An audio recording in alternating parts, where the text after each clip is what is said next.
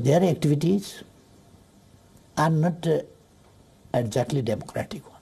You partnered with him, formed a government with him, not once but twice, even after knowing all of this. Yes, I am telling you for that. From where I brought him, and I joined hand with him to promulgate the Constitution. His character is unstable. That is one fact. I was careful about his character. And instability would be the consequences of his character. When you took oath in 2018, Nepal had something, or your government had something that Nepal had not seen since the 1950s, a stable government with a two-thirds majority. And then you decided to dissolve the House. And your decision has been called a lot of things. I'm just quoting, these are not my words. Irresponsible, unconstitutional, undemocratic, a constitutional coup. This is how your critics have described your decision, so how do you describe yours? First of all, I want to ask you, what is the meaning of coup? How those people are describing the dissolution of the parliament as a coup d'etat. What kind of analysis is this? Do they understand, in fact, the meaning of coup? Or they just want to criticize the government and defend the government? But you're the member of the House of Representatives. Yeah. You've dissolved that House. Yeah. So you're not a member of the House anymore because the House doesn't stand according to you. Yeah. And yet you remain the Prime Minister. Yeah. And you also, after dissolving the House, expand your Council of Ministers. Yeah. Is that, does that add up? That is constitutional. Okay. There are different constitutions in the world. India has their own constitution. America, China, Pakistan, other countries have their own constitution. And we have our own constitution.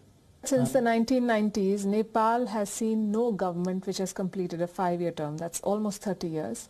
And now yeah, unfortunately this time also, I was hoping and I was trying my best to continue the government for 5 years term. But unfortunately, some people, ambitious people from my party, they create such a situation where they wanted to push the country towards instability.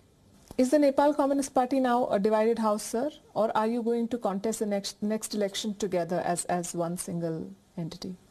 I'm surprised with their different expressions and different activities. I am surprised because I called the Central Committee meeting, they were absent, and I found them in the street. They went to Election Commission, claiming that they are the real party. They never asked me, even a single time. So you will not contest the election with them? The party is divided? I have not declared that. Their position are still there in my party. My second chairman is Pushpa Kamal Dal, even now. Senior leaders are Jalnath Khanal and Madhav Nepal, and even now. Will you contest the election with them?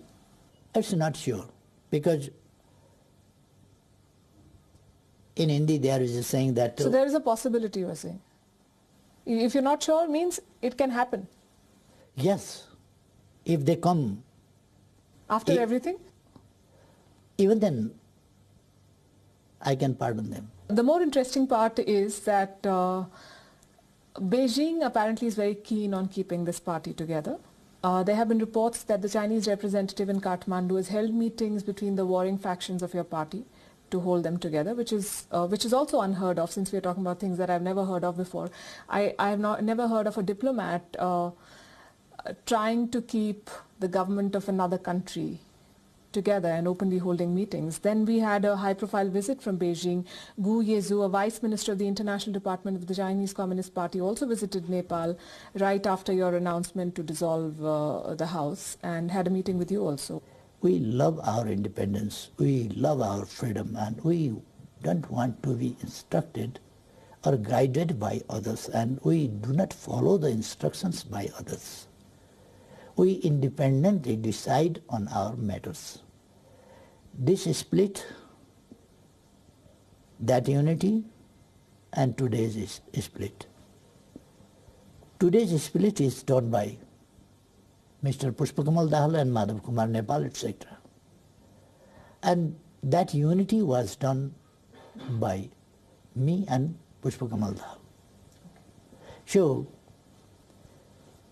we love our independence and freedom to decide on our internal affairs.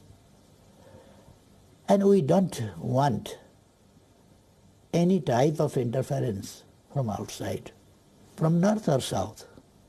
Remainings of such contradiction may exist even now.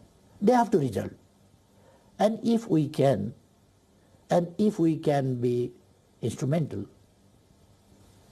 we are ready for that. You're offering to resolve differences between India and China? Yeah, if we can be instrumental to support them, help them to resolve the problems,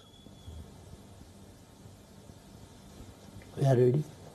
Another point of contention, of course, has been Chinese investments in Nepal. As everywhere else in the world, there have been concerns that have been expressed, and I understand that as a developing country, or any developing country, needs money, needs infrastructure, and needs someone to steer those projects. But the so-called debt trap from China is a concern elsewhere. Do you share those concerns, sir? Some 2 years ago, when I was in USA, at that time also I was asked about debt trap. And I told them we are concentrating our efforts on economic development. And our efforts, our resources are not enough. We want to get support, we want to get investment, sometimes loans too, for some projects, but carefully. We do not do like that, as it is said, Rinam Kritva Gritam Pibet. We don't do that. Taking loan and drinking ghee, that's not our principle. And yes, we have to take some loan also. We have to take some grant also. Are you not worried that that money comes with strings attached? I don't think so. Because as we are getting loan from others, similarly we are getting loans from China also. And that is not that much huge amount. And that is not in such areas where we cannot get back. We invest in such areas where we can get back those monies. So you will limit your dependence on Chinese money? Yeah. Sure. In construction, they do.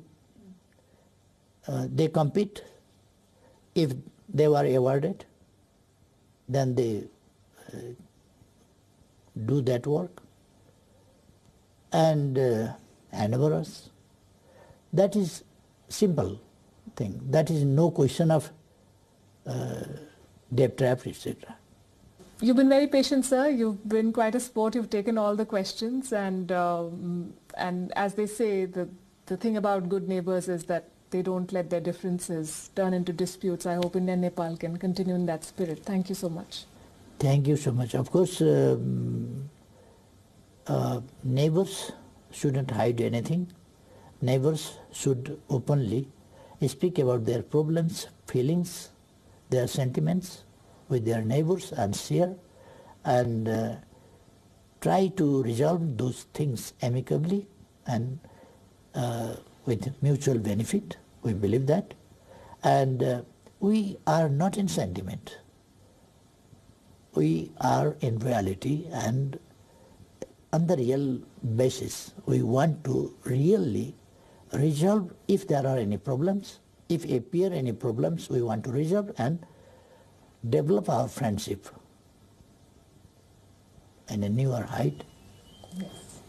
You said 2021 will be the year when India and Nepal will have no differences. I'll come and see you in 2022 and we can revisit this conversation. I believe that